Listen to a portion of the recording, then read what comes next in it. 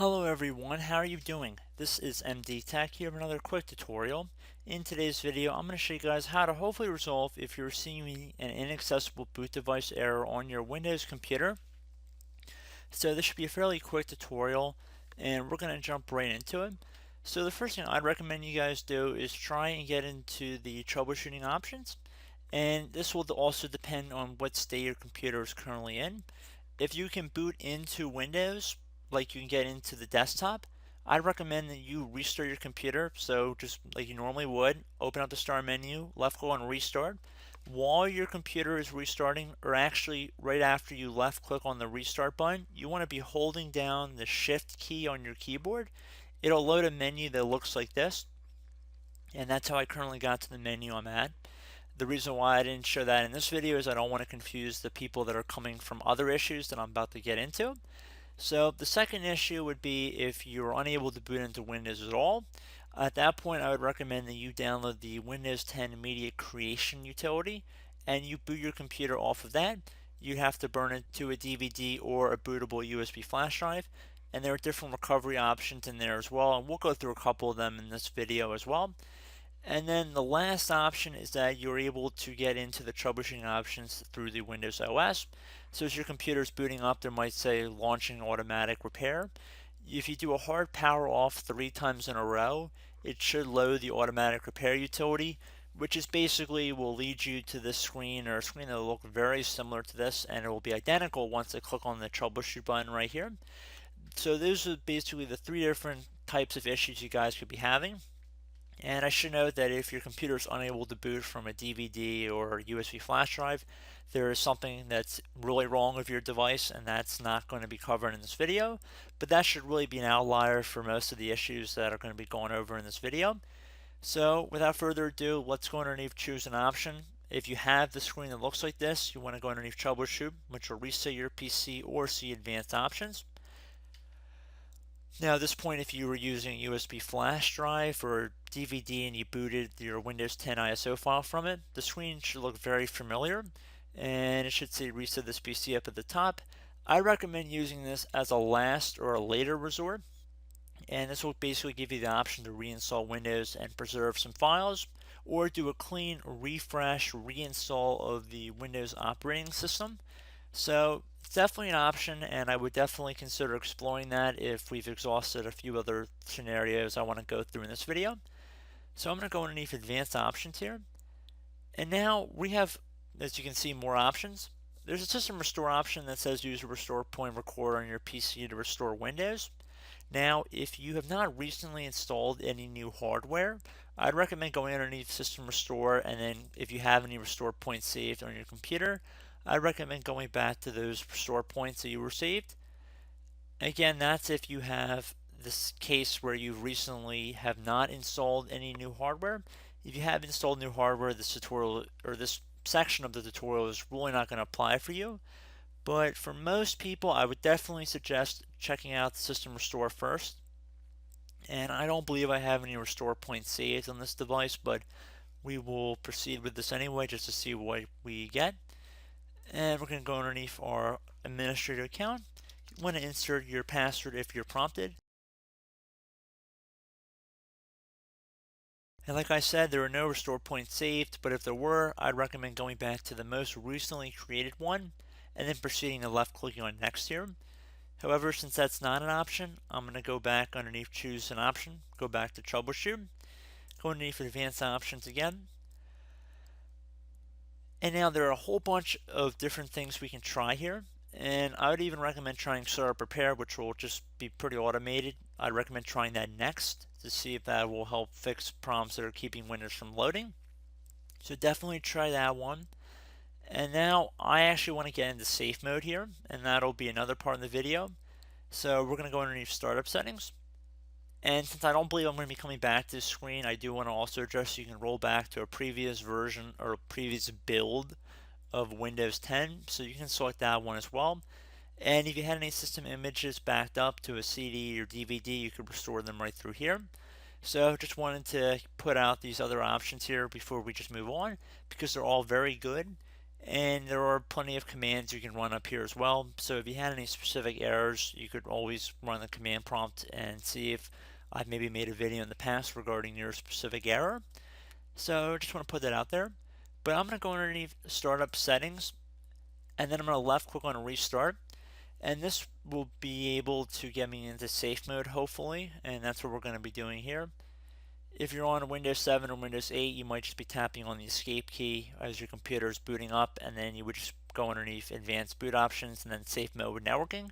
However, Windows 10 is a little bit different.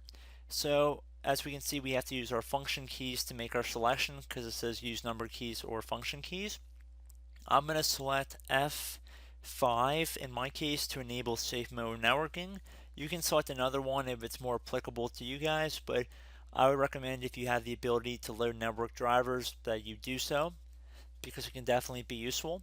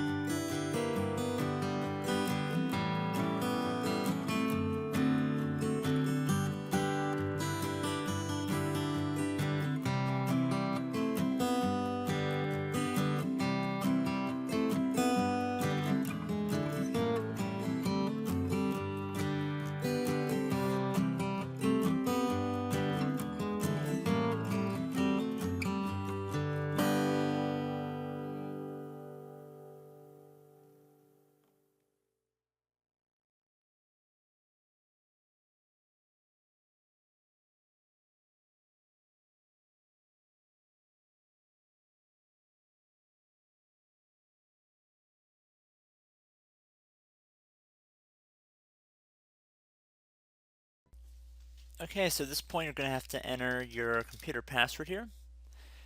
And now there are a few things I'd recommend you guys try. So if you have any new or recently added hardware, software, drivers, or similar things, I'd recommend you guys uninstall them from your computer. So if you have any new programs maybe you installed as well, I'd recommend uninstalling them as well. And now once you've done that, if you have any USB devices that are in your computer, I'd recommend disconnecting them and then reconnecting them and seeing if that resolves your issue as well. And once you've done that and exhausted those options, now comes what I think should really be able to fix your computer, and that would be to run a couple commands. So I'm actually going to put this in a notepad file right here because basically it's pretty self-explanatory once you start running the commands. I don't feel the need to actually run and wait for them to run because both of these scans could take up to an hour to 2 hours for both scans or perhaps even longer. So I just want to put that out there. But the first one you want to run would be a check disk or a disk integrity scan. So run a chk dsk space /f, another space, and then /r. That will be the first one we're going to run into command line window.